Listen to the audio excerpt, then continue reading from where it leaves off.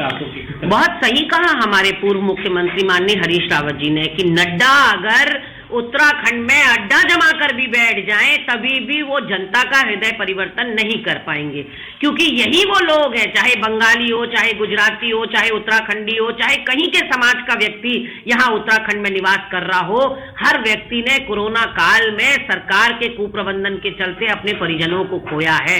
दर दर की ठोकरें उन्होंने इंजेक्शन के लिए, वेंटिलेटर के लिए और ऑक्सीजन के लिए, एक बेड के लिए खाई हैं। अभी आपदा के समय पर किस तरह से रुद्रपुर, पूरा उधम सिंह नगर, पूरा तराई भाबर, पूरा कुमाऊं क्षेत्र जलमग्न हो गया और नड्डा जी की पार्टी के दो दिग्गज नेता यहां पर आए, गृह मंत्री अमित शाह और प्रधानमंत्री मोदी, लेकिन उनके बटुए से 1 रुपया नहीं निकला इन आपदाग्रस्त इलाकों के लोगों के लिए। तो आप सोच सकते हैं ऐसी संवेदनहीन सरकार। और बंगाली समाज क्या होता है? बंगाली समाज के लोग क्या, उनके बच्चे क्या आज बेरोजगार नहीं घूम रहे? क्या केवल एक समुदाय के लोग बेरोजगार है प्रदेश के अंदर? महंगाई अगर है तो क्या पूरे प्रदेशवासियों के लिए नहीं है, केवल एक समुदाय के लिए है? तो अगर भाजपा इस तरह से यहाँ तुष्टीकरण पे उतरेगी और समाज को धर्म के नाम पर, जाति के नाम पर, बोली के नाम पर, पहनावे के नाम पर बांटने की कोशिश करेगी तो उत्तराखंड बहुत साक्षर राज्य है, बहुत पढ़ा लिखे लोग यहाँ पर हैं, पूरे राष्ट्र से ज्यादा हमारी औसत साक्षरता प्रतिशत है। तो ऐसे में मुझे पूरा विश्वास है अपनी विवेकशील उत्तराखंड की जनता से कि वो सही जगह वोट करेंगे और जो गलती उन्होंने पिछले 5 सालों में की है उसको वो नहीं। आप खुद देखिए कि इससे बढ़िया गोल्डन अपॉर्चुनिटी यानी कि सुनहरा मौका और कब आता, जब दिल्ली में आपकी सरकार, उत्तर प्रदेश में आपकी सरकार और उत्तराखंड में आपकी सरकार, तीनों तरफ आपकी सरकार है। अगर कहीं पर मतभेद हो भी रहे हैं तो दिल्ली सरकार इंटरवीन करके उस मतभेद को सुलझा सकती थी और मतभेद उत्पन्न होने की गुंजाइश बहुत कम थी क्योंकि दोनों जगह एक ही दल की सरकार है। तो इससे बढ़िया मौका उत्तराखंड के हाथ कब आएगा? उत्तराखंड राज्य का जब गठन हुआ, जब हम उत्तर प्रदेश से अलग हुए तो हमारी करोड़ों अरबों की संपत्ति पर अभी भी उत्तर प्रदेश का अधिकार है जो हमें वापस चाहिए। उत्तराखंड बहुत छोटा राज्य है, गरीब राज्य है, नया राज्य है, इसके आमदनी के स्रोत बहुत कम है, इसीलिए हमारे वहां विकास कार्य भी रुक रुक कर होता है क्योंकि हम या तो हमारी सरकारें जो है या तो खनन पर या शराब पर निर्भर रहकर रेवेन्यू जनरेट करने की कोशिश करती हैं। ऐसे में अगर हमारी परिसंपत्तियां हमको मिल जाएंगी, हमारी कई एकड़ों जमीन उत्तर प्रदेश के पास है, हमारे गेस्ट हाउसेज उत्तर प्रदेश के पास है, हमारे काफी बड़ी तादाद में हमारे वहां उत्पन्न होने वाली बिजली पर उत्तर प्रदेश का कब्जा है। तो ऐसे में उत्तराखंड राज्य कहीं ना कहीं अपने आप को ठगा हुआ महसूस करता है। ये कार्य वैसे तो अंतरिम सरकार ने कर देना चाहिए था, राज्य गठन के वक्त जो 2 साल के लिए अंतरिम सरकार बनी, ये कार्य उसी समय हो जाना चाहिए था। हमारे राजधानी का मुद्दा भी और परिसंपत्तियों का भी जो मुद्दा है वो भाजपा की देन है।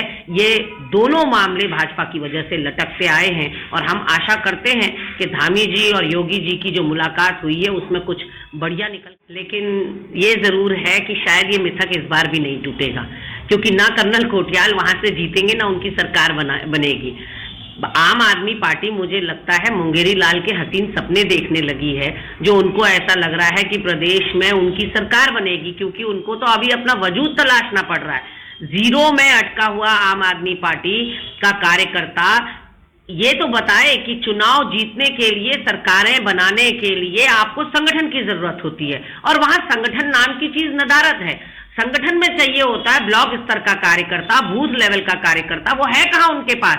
अगर आम आदमी पार्टी को आप देखेंगे तो वो एक ऐसा गुब्बारा है जो सुई चुबाते ही फूट पड़ेगा और अंदर से कुछ नहीं निकलेगा। इसलिए क्योंकि ऊपर आपको टॉप लेवल पे 3 नेता दिखाई पड़ेंगे, केजरीवाल, सिसोदिया और कोटियाल। नंबर 2 लाइन पे फिर आपको 3 नेता दिखाई पड़ेंगे जो प्रवक्तागिरी कर रहे हैं और चैनलों में आकर अपनी पार्टी के बारे में बता रहे हैं। उसके नीचे सब गायब है, उसके नीचे कार्यकर्ता है ही नहीं, नेता है ही नहीं। और जो भीड़ जुटाई जा रही है उसके लिए आम आदमी पार्टी तो पहले ही एक्सपोज हो गई कि 200-200, 300-300 रुपए में कैसे उन्होंने भाड़े के लोग बुला रखे हैं अपने वहां भीड़ दिखाने के लिए। कुल मिलाकर इतनी पैनी निगाह कांग्रेस पार्टी की भी है और आम आदमी पार्टी का संगठन बिल्कुल जीरो है, धरातल पर कुछ नहीं है, जमीनी तौर पर आम आदमी पार्टी कहीं नहीं है। कहां आप सरकार बनाने की बात कर रहे हो? यहाँ कोटियाल जी को जीतने के लाले पड़ेंगे, ये मेरा दावा है, निश्चित दावा। मतलब जहाँ इंटरव्यू चलते पहले ही लिस्टें पहुंचा रखी थी, उन लोगों का जो है सिलेक्शन होना चाहिए, आप किस तरीके से देखती हैं?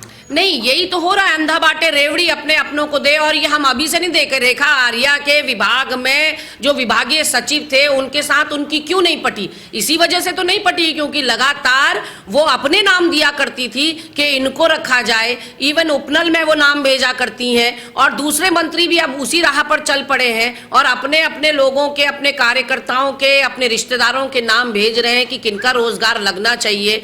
भारी बंदरबाट पैसे की इसमें हो रही है और सुना है कि बहुत अंडर द टेबल खेल चल रहा है। तो रोजगार की जहां एक तरफ बात हो रही है तो ये रोजगार मिल रहे हैं, इसके लाभार्थी कौन है, किन लोगों को मिल रहे हैं, ये भी सरकार बताने का कष्ट करे। मैं लगातार इस बात को कहती आई हूं कि पुष्कर सिंह धामी जी रोजगार का केवल शिगुफा छोड़ रहे हैं और जो ऊंट के मुंह में जीरे के बराबर रोजगार दिए भी जा रहे हैं तो वो सारे मंत्री लोग अपने लोगों को बंटवा दे रहे हैं। पहले से लिस्ट जारी की जा रही है मंत्रियों के द्वारा कि किन किन लोगों को किस किस विभाग में नौकरी दी जानी है। तो इसका मतलब ये जो रोजगार के नए आयाम खुले हैं या नए दरवाजे खुले हैं, ये आम जनता या गरीब युवाओं के लिए नहीं खुले हैं, ये मंत्रियों के अपने लोगों के लिए खुले हैं। और इसका प्रतिकार भी करना चाहिए युवा साथियों को और अभी चुनाव में मजा भी अच्छा चखाना चाहिए।